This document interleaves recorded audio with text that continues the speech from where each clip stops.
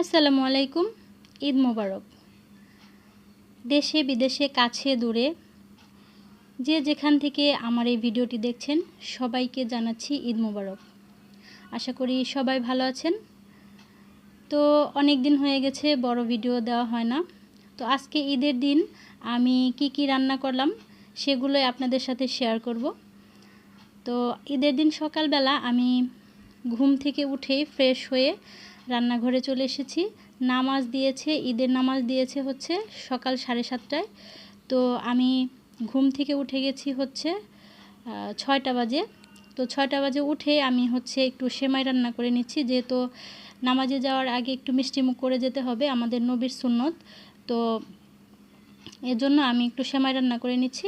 তো সেমাই রান্না করে ওদেরকে একটু খাইয়ে দিয়েছি। ওরা মসজিদে চলে গেছে নামাজ পড়ার জন্য। আর এদিকে আমি দুপুরে রান্নার জন্য সব কিছু জোগাড় করে নিচ্ছি। তো আমি আগের দিনই অনেক কিছু গুছিয়ে রাখি, কিন্তু এবার আমি তা পারি নাই, কারণ আমার তো একটা দোকান আছে।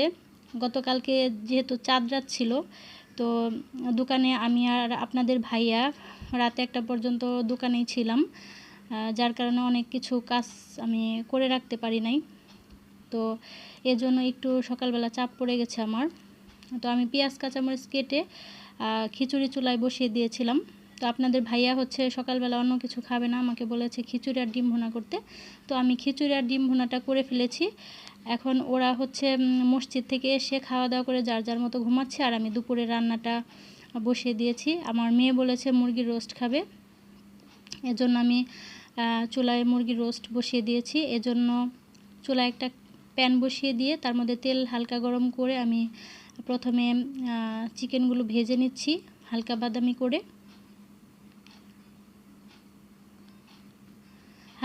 করে। খুব সুন্দরভাবে চিকেনগুলো একটু ভেজে নিব। চিকেনগুলো আমি সামান্য একটু রসুন বাটা দিয়ে মেখে নিয়েছি। তারপর হচ্ছে এগুলোকে আমি ভেজে নিচ্ছি।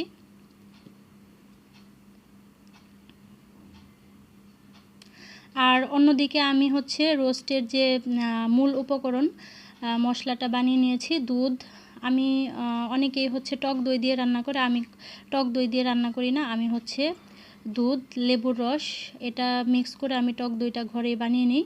তো মাংসগুলো ভাজা হয়ে গেছে, আমি মাংসগুলো নামিয়ে নিলাম। এখন আমি এই যে তেল ছিল, তেলের মধ্যেই আমি হচ্ছে পেঁয়াজ কুচি দিয়ে দিলাম।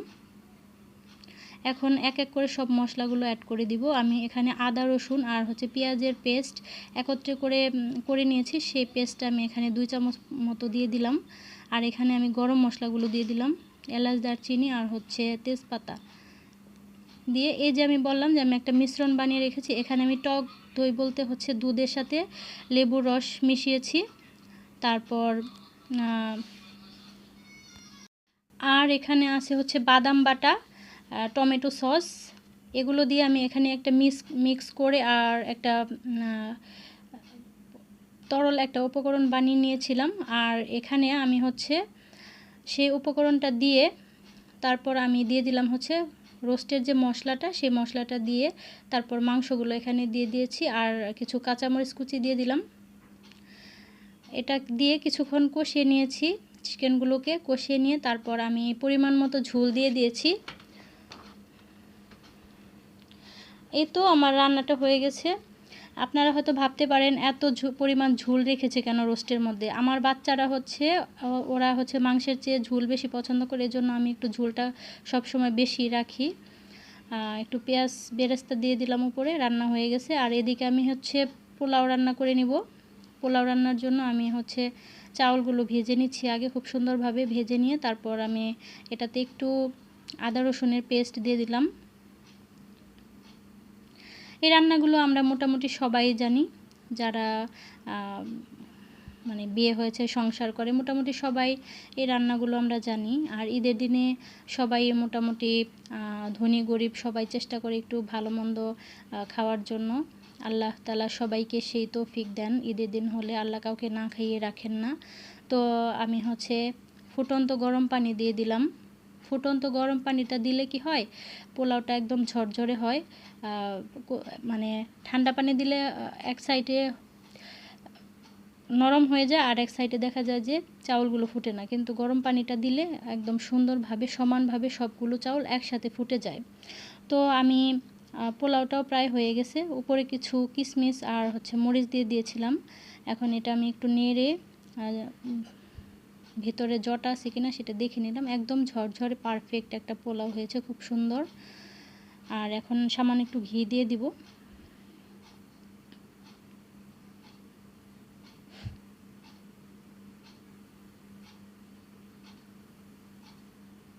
আপনারা কে কোথায় থেকে আমার ভিডিওটি দেখছেন, আর আপনাদের ঈদ কেমন কাটলো সবাই আমাকে কমেন্টে জানাবেন।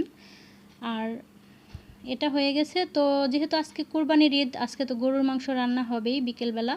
তো এখন আমি আমার মা কিছুদিন আগে যে এসেছিল, তখন আমার মা আমার হাজব্যান্ড আবার হাঁসের মাংস খেতে পছন্দ করে।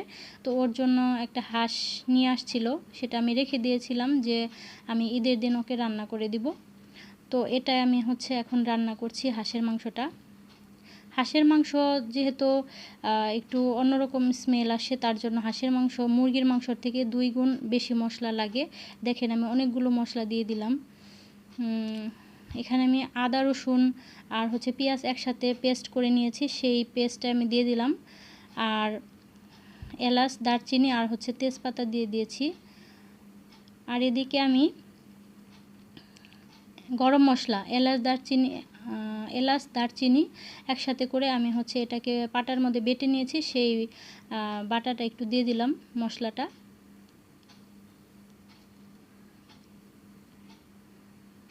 কিছু রসুনের কুচি দিয়ে দিলাম।